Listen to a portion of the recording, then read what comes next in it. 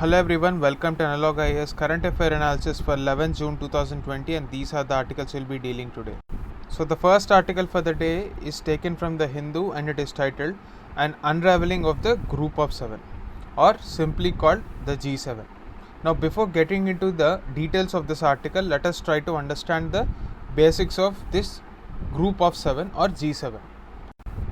So basically G7 or the Group of Seven is a group of 7 most advanced economies as per the estimates of International Monetary Fund.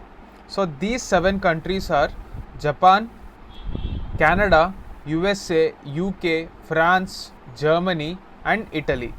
So all these 7 countries together are called the Group of 7. So this concept of a forum for the world's major industrialized nations happened in 1975. This is in the backdrop of the 1973 oil crisis. That is because of the crisis that has emanated from the Gulf region.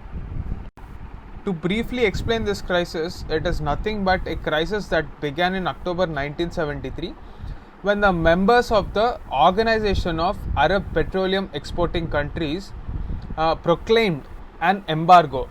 So as a result of this embargo, petroleum or in general crude oil was restricted to nations like Canada, Japan, Netherlands, United Kingdom, United States. So all these countries were supporting Israel in war against Israel.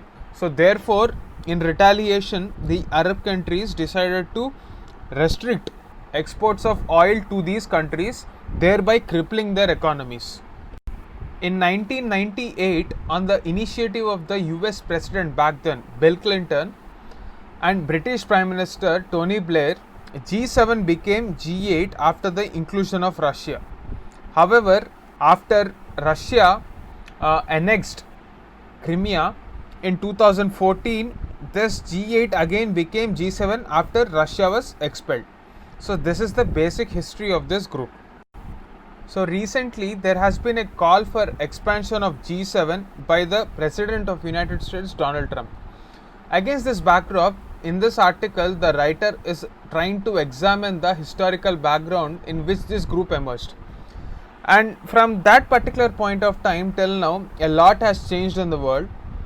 So how does this group of 7 adapt to the new conditions in the world? Because the same framework within which G7 functioned way back in 1975 and the years that followed is not relevant in these present times.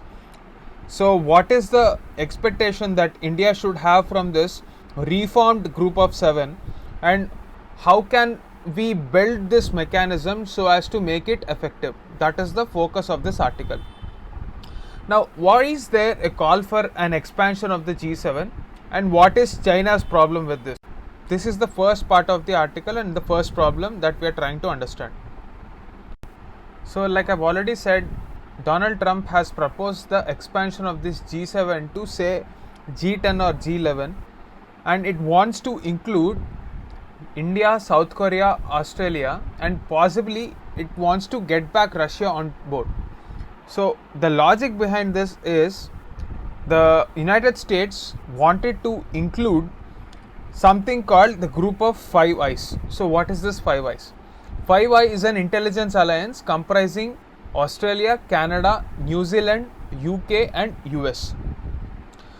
Apart from the economic angle, there is also the strategic angle in this plan of expansion.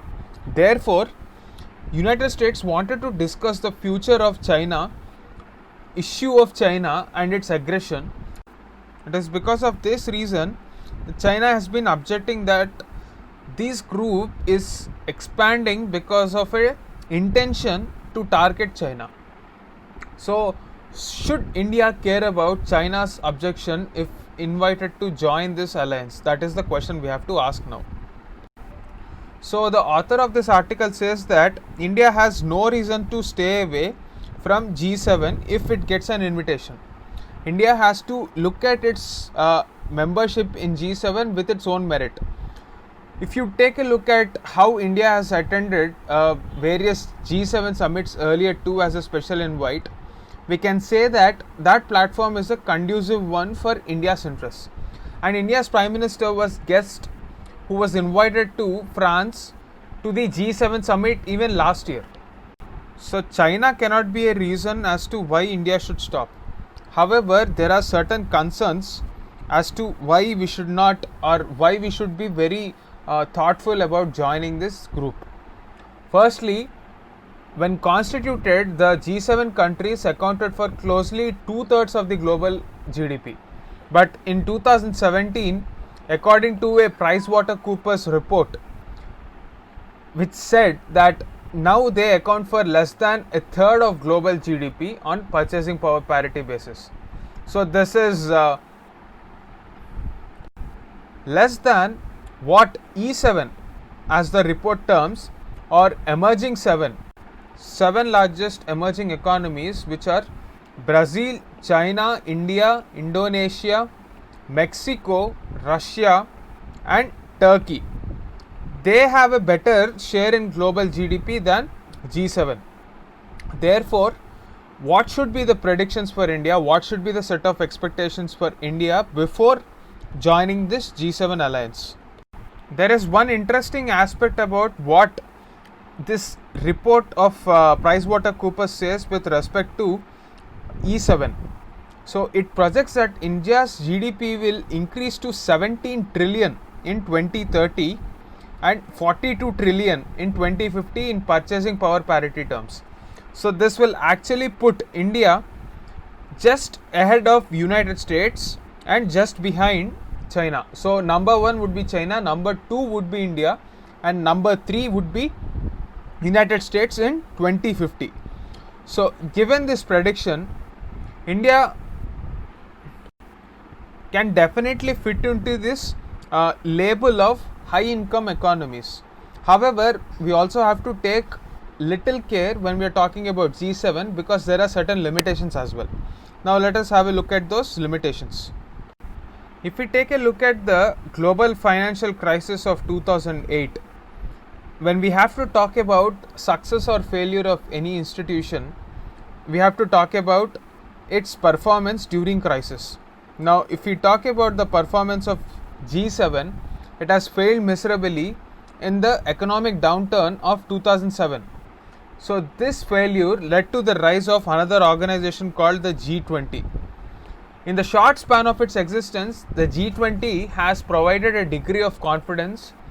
It promoted open markets, it gave stimulus, and it prevented the collapse of a global financial system, which is exactly what G7 was supposed to do, and it failed.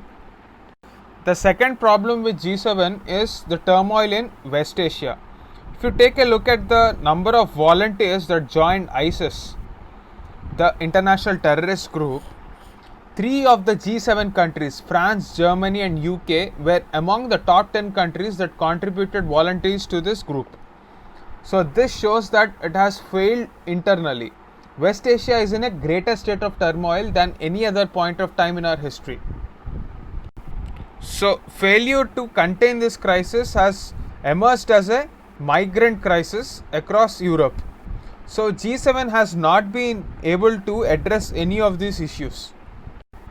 Therefore, the author of this article believes that India should focus upon garnering dialogue and consensus to create a new institution where the emphasis is international trade, COVID-19 crisis management and climate change.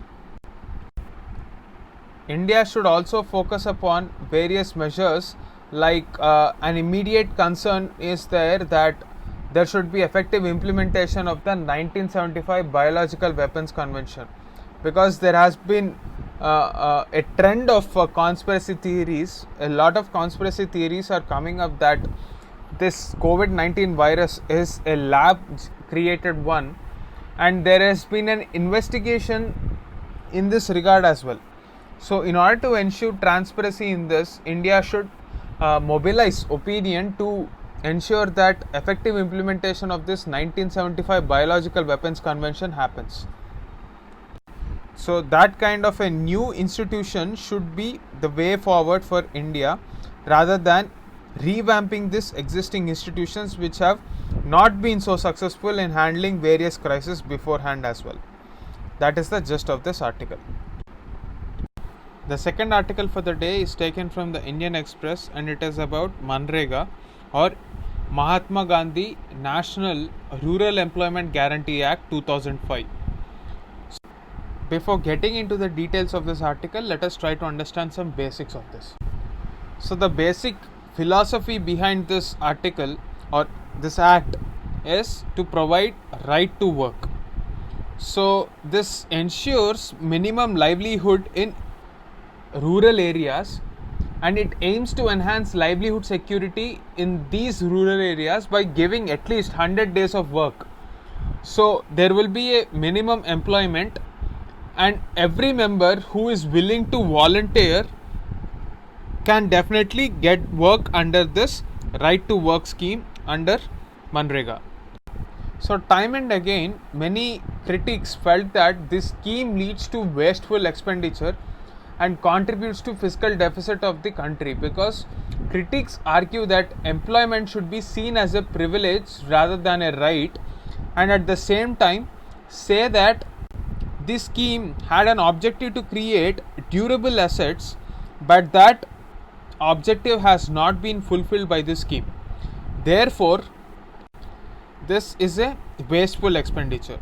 Now, the point of this article is emphasizing upon the importance of Manrega. In the wake of the COVID-19 crisis, we have seen a lot of migrant labor going back to their states. This phenomenon is called reverse migration. In this trend of reverse migration, the major consequence is that there has been a heightened demand for work under this MGNREGA. So as a result, there has been significant increase in demand in states like Uttar Pradesh, Bihar, where these migrant labor came from. So once upon a time, there was a criticism by our Prime Minister that this scheme was a total failure, but the author feels that it is only ironical that the same Prime Minister is utilizing this present scheme. However, we also have to note that the scheme of things as to how Manrega functions has changed significantly from time to time. A lot of activities which were not allowed back then are allowed now, and therefore it helps in creation of durable assets. So there have been certain issues before this COVID-19 crisis. The first one is there has been a significant mechanization, and this has led to downfall in demand for labor. Second thing is that many state governments did not get their due share of Manrega bills, and therefore the wage bills of state governments have been pending. So if we take an example of the financial year from 2019 to 20, most of the Manrega amount was spent by January itself, with more than 2 months pending. Rural Ministry has actually asked for 20,000 crores extra, but it was only given 5,000 crores. So this shows the apathy of the government, according to this writer. Now the central point that we have to take for our examination point of view is that the point that right to work should not be a right actually, but employment should be viewed as a privilege is not warranted, considering the present humanitarian crisis. So there should be no division of opinion when it comes to having access to minimum livelihood. So this minimum livelihood is what we are offering through Manrega. This is not an exorbitant job. This ensures that you at least have certain survival, and therefore this right to work is actually right to livelihood or right to life. So we can say that it is a part of Article 21 of our Constitution. Therefore, we cannot undermine the efficacy of this scheme. Is there any scope for improvement? Definitely yes. We can use Manrega for a lot of infrastructural activities by skilling the workforce. That is the priority that government must have right now. For doing this, we can get into partnerships with private sector and ensure that these workers will continue to enhance their skill set. At the same time, they are paid through Manrega. And also, if the private sector is coming forward to skill these people, the government must incentivize this private sector.